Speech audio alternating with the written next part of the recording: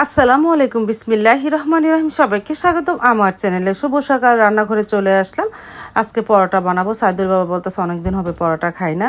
আজকে পরোটা আটা সানিয়ে নিতেছি। আটা একটু বেশি করে সানানো হচ্ছে পরোটা, আর বাকিটা কাঁচা আটা রুটি শেপ বানিয়ে ডিপ ফ্রিজে রেখে দেবো প্রয়োজন করে। তারপরে একটু লবণ তেল দিয়ে আটাটা সানিয়ে নিই।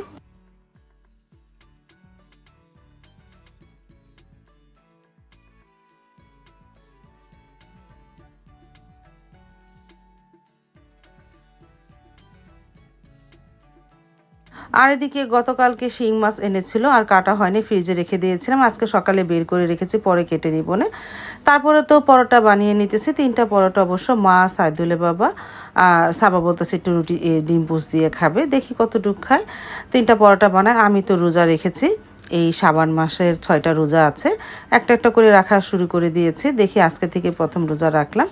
তারপরে গরম গরম পরোটা মাকে প্রথম একটা দিই, তারপরে সাইদুলে বাবাকে আর সাবাকে দিব নে। আর সারামণি পড়তে চলে গেছে। তারপরে এই যে সাইদুলের বাবাকেও দিলাম, মাকে দিলাম। সাইদুলের বাবা অবশ্য মিষ্টি দিয়ে খাচ্ছে। ঈদের পরের দিন যে মেহমান এসেছিল, সেই মেহমান মিষ্টি এনেছিল, সেই মিষ্টি রয়ে গেছে। তারপরে আমি ঘরগুলো গুছিয়ে মাছ কাটতে চলে আসলাম। সাইদুলের বাবা চলে গেল দোকানে, ঘরগুলো গুছিয়ে মাছ কাটলাম। শিং মাছগুলো বরফ ছুটেছে, এখন একটা একটা করে কেটে নিতেছি। আর বিড়াল ছানাটা আমার অনেকে বিরক্ত করতেছে।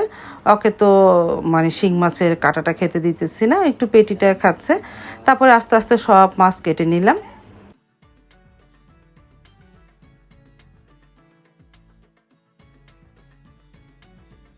মাছ কাটা হয়ে যাওয়ার পর আজকের জন্য রেখে বাকিগুলো ফ্রিজে রেখে দিয়েছিলাম। তারপরে ঘর ঝাড়ু দিয়ে মুছে প্রায় 1টা বাজে চলে এসেছি এই রান্নাঘরে। পাঁচমিশালি শাক, বম্বাই মরিচ দিয়ে আর কাঁচা মরিচ পেঁয়াজ দিয়ে পাঁচমিশালি শাক ভাজি করব। আর ভাত বসিয়ে দিয়েছি, আর টমেটোর টক এই দুপুরে মেনু। আর শিং মাছ তো আছে, শিং মাছ উস্তা দিয়ে ঝোল। এই শিং মাছটা এখন তুলি ধোয়া হয়নি, লবণ মেখে রেখে দিয়েছিলাম, পরে ভালোভাবে ধুয়ে নিব না। আর এই যে উস্তা দিয়ে রান্না করব। তারপরে তো ডালটা নামিয়ে ফেলেছি। এখন ডাল না, সরি, টমেটোর টকটা রান্না করলাম। এখানে কোনো ডাল দিই না। টমেটোটা পেঁয়াজ কাঁচামরিচ পানি দিয়ে সিদ্ধ করে ঘুটুনিটা ঘুটে জাল দিয়ে তারপরে এখন রসুন আর পেঁয়াজ দা বাগার দিব। ভাতটা ঠিকা দিয়ে ফেলেছি। আর এই চুলায় পাঁচমিশালি শাকটা মজেছে। এটা ইজুরি না, আমার বাটনার মধ্যে ডলে গালিয়ে বাগার দিব। আর এদিকে মাছের জন্য পেঁয়াজটা ভাজা হয়েছে, আদা রসুন দিলাম, হলুদের গুঁড়া, মরিচ গুঁড়া, ধনিয়া গুঁড়া দিয়ে মশলাটাকে একটু কষিয়ে নিয়ে শিং মাছ রান্না করব।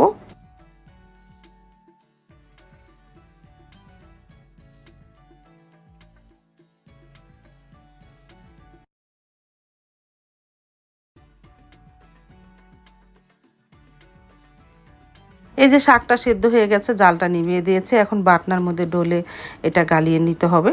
তারপরে তো মশলা কষানো হয়ে গেল। এখন এর মধ্যে আলু আর শিং মাছটা দিয়ে দিলাম। আমি দহি মানে মাটির দহি যে, সেটার মধ্যে কেচে মাছটা ধুয়ে নিয়েছি।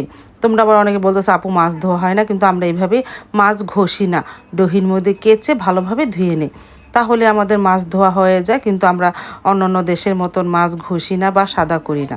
তারপর তো মশলা কষানো হয়ে যাওয়ার পর পানি দিয়েছি, বলক আসার পরে যে উস্তাটা দিয়ে দিলাম, একটু শাকও দিয়েছিলাম।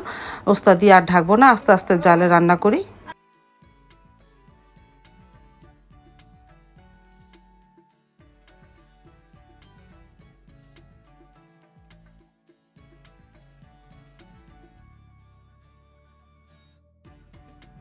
আর এদিকে পাঁচমিশালি শাকটা গালিয়ে নিয়েছে, রসুন আর শুকনা মরিচ দিয়ে বাগার দিই।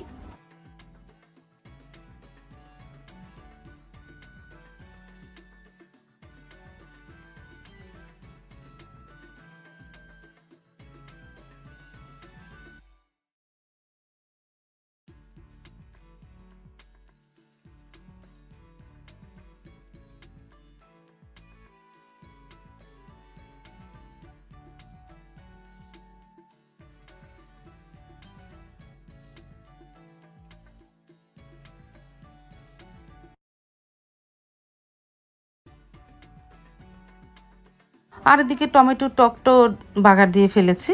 মশলা কালারটা সুন্দর এসেছে। পাঁচমিশালি শাক বাগার দেওয়া হয়েছে, ভাত হয়েছে। আর এদিকে তরকারিটা প্রায় হয়ে এসেছে।